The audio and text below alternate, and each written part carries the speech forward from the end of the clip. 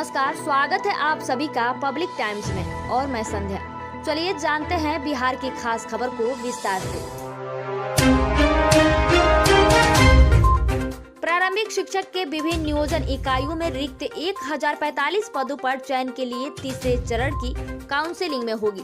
विभाग ने सितंबर में ही चयन प्रक्रिया पूरी करने का आश्वासन दिया था, लेकिन अक्टूबर में भी 12 दिन गुजर जाने के बाद कोई सुगबुगाहट नहीं है। इस कारण अभ्यर्थियों में नाराजगी बढ़ती जा रही है। इसको लेकर अभ्यर्थी जिला से राज्य मुख्यालय तक दौड़ रहे हैं। शिक्षक बहाली संघ के अध्यक्ष संजीत कुमार झा ने बताया कि तीसरे चरण की काउंसिलिंग पूरी करने और जिनका चयन हो चुका है उन्हें जल्द नियुक्ति पत्र देने की मांग संघ ने सरकार से की है। यदि मांग पूरी नहीं होती तो आंदोलन और भूख हड़ताल के लिए अभ्यर्थी विवश होंगे। बिहार राज्य के सभी जिलों में लड़कियों के लिए 50 बेड का रक्षा गृह बनाया जाएगा। इसको लेकर समाज कल्याण विभाग ने प्रस्ताव तैयार किया है, जिस पर विभागीय मंत्री के स्तर से सहमति मिल गई है। अब इस प्रस्ताव को लेकर सरकार के पास भेजा जाएगा एवं वहां से अनुमति मिलने के बाद दिसंबर से इसको लेकर काम शुरू हो जाएगा। विभाग इस संबंध में जिलों में जमीन चिन्हित करने के लिए सभी डीएम को पत्र भेजा है। पूर्व से पटना में एक रक्षा गृह का संचालन हो रहा है। विभाग के अधिकारियों ने बालिका गृह में रहने वाली लड़कियों से बातचीत कर उनसे यह जानने की कोशिश की है कि होम में रहने में उन्हें किस तरह की परेशानी हो रही है। वहीं इस परेशानी का समाधान सभी जाना। जब लड़कियों ने अपनी परेशानियों से अधिकारियों को अवगत कराया तो उनकी बातों के आधार पर अधिकारियों ने ब्यौरा तैयार कर विभाग को सौंप दिया है, जिसके बाद सभी जिलों में रक्षा गृह शुरू करने का निर्णय लिया गया है। पटना सत्तू, बेसन, तेल, मखाना जैसे स्थानीय खाद्य उत्पादों की छोटी छोटी यूनिटें प्रदेश की अर्थव्यवस्था में जान फूंक सकती है। साथ ही छोटी रेडीमेड गवर्नमेंट यूनिटों से भी अर्थव्यवस्था को दम मिलेगा। दरअसल चारों तरफ के मुख्यमंत्री उद्यमी योजनाओं के तहत इस तरह के निर्माण क्षेत्र में आए आवेदनों में 50% से अधिक आवेदन अकेले खाद्य उत्पादों के निर्माण से जुड़े हैं। दरअसल बिहार में ऐसे उत्पाद तैयार होंगे जिनके उत्पादक, उपभोक्ता, कच्चा माल और बाजार सभी स्थानीय होंगे। चारों उद्यमी योजनाओं में लक्ष्य से करीब 8 गुना अधिक आए। कुल 62,500 आवेदनों में 60% निर्माण क्षेत्रों के लिए है। बिहार के नालंदा के सरमेरा थाने के धनावा काजीचक गांव में मंगलवार की सुबह गांव के पास से होकर गुजरने वाली धनायन नदी में डूब जाने से 4 किशोरियों की मौत हो गई। मृतकों में गांव के पूर्व पंचायत समिति सदस्य शिवपूजन रविदास की पुत्री राखी कुमारी 13 वर्ष, जनार्दन रविदास की पुत्री सीता कुमारी 13 वर्ष, कृष्ण रविदास की पुत्री सरिता कुमारी 11 वर्ष, नवल मोची की पुत्री सोनम कुमारी 12 वर्ष शामिल है। सभी आपस में चचेरी बहनें थी। पीड़ित परिजनों ने बताया कि सुबह 9 बजे सभी बच्चियां घर से मिट्टी लाने तथा कपड़े धोने के लिए नदी की ओर गई थी। प्रत्यक्षदर्शियों ने बताया कि इनमें से एक किशोरी नदी के किनारे सड़क पर लगे बोल्डर पर बैठकर कपड़ा साफ कर रही थी। इसी दौरान उसका पैर फिसल गया, जिसके कारण वह डोजर से खोदे गए पानी भरे गहरे गड्ढे में गिर गई और डूबने लगी। उसे बचाने के लिए अन्य बहनें पानी में उतरी तो वे भी डूब गई। सिवान के दिवंगत पूर्व सांसद मोहम्मद शहाबुद्दीन के बेटे ओसाम साहब की बुधवार की शादी थी। उनकी बारात जीरादेई के चांदपाली के लिए निकली थी। दर्जनों गाड़ियों के साथ बाराती रवाना हुए थे। पैतृक गांव प्रतापपुर से लेकर जीरादेई के चांदपाली तक जश्न का माहौल था। दुल्हा बने ओसाम को बधाई देने के लिए लोगों का तांता लगा रहा। बाराती बनने के लिए आम और खास की भीड़ लगी रही। बारात में कई राजनेता शामिल थे। राजद सुप्रीमो लालू प्रसाद के बड़े पुत्र तेज प्रताप यादव भी बारात में शामिल होने की खबर थी। बताया गया है कि वे सीधे चांदपाली जाएंगे।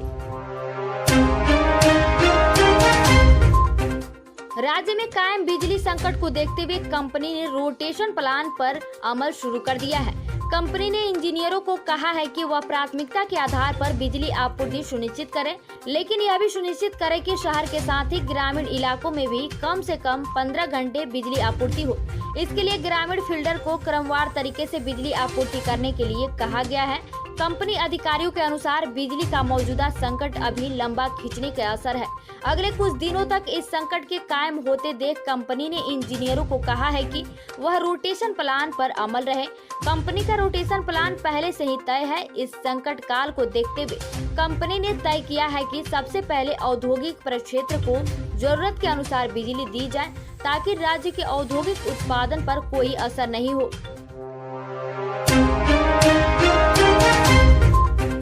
शिक्षा मंत्री विजय कुमार चौधरी ने कहा है कि शिक्षकों के नियोजन की प्रक्रिया जल्द से जल्द पूरी होगी। इसी को लेकर शिक्षा विभाग ने राज्य निर्वाचन आयोग से नियोजन की बची हुई प्रक्रिया शीघ्र पूरा करने की इजाजत मांगी है।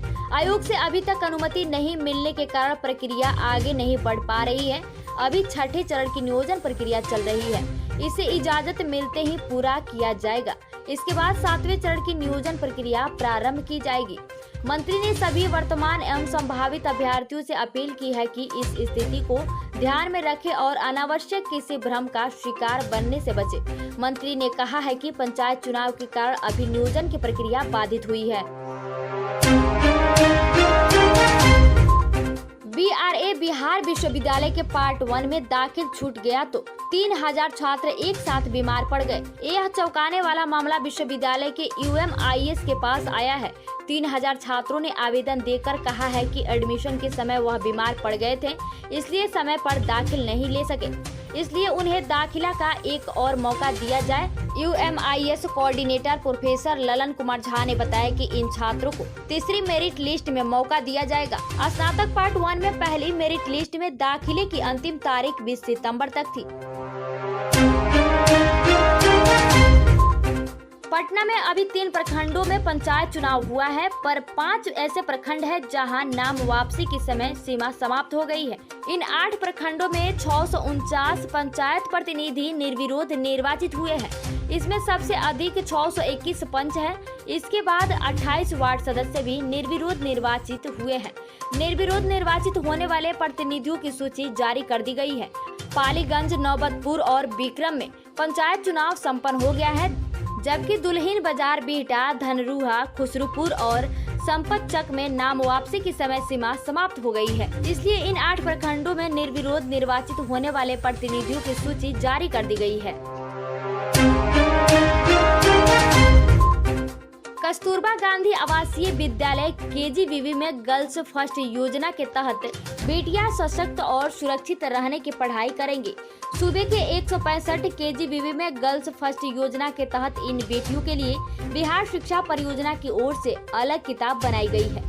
यह कदम बेटियों के स्वास्थ्य, सुरक्षा और सशक्तिकरण को लेकर उठाया गया है।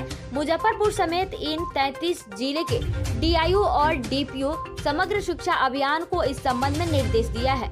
इन बच्चियों के लिए किताबों का कितना सेट भेज रहा है, इसकी सूची जिले को उपलब्ध करा दी गई है।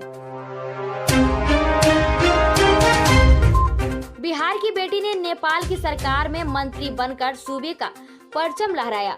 पड़ोसी देश नेपाल के प्रधानमंत्री शेर बहादुर देउवा के मंत्रिमंडल विस्तार में अररिया के नरपतगंज प्रखंड क्षेत्र के गोढ़हरा बिशुनपुरा पंचायत के वार्ड संख्या 9 की लाडली बेटी रेणु यादव का मंत्रिमंडल में मंत्री बनाए जाने की घोषणा के बाद पूरे क्षेत्र में जश्न का माहौल फैला हुआ है।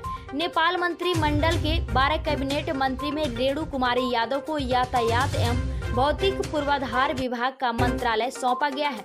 रेणु यादव के मंत्री बनने से जहां नेपाल के तराई इलाकों में रहने वाले मधेशियों में खुशी है।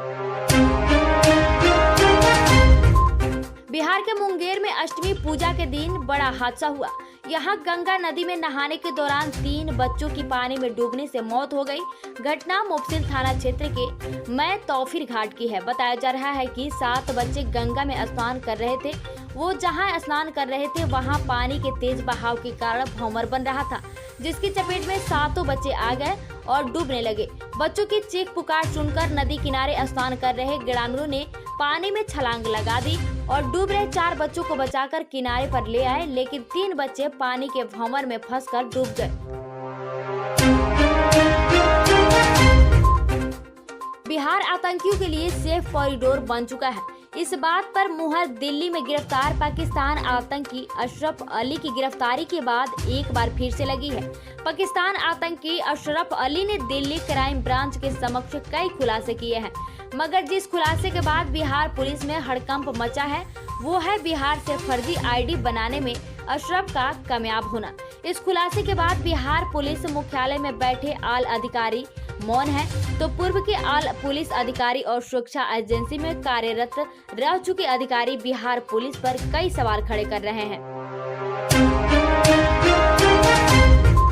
तो ये थी बिहार की खास खबर। धन्यवाद।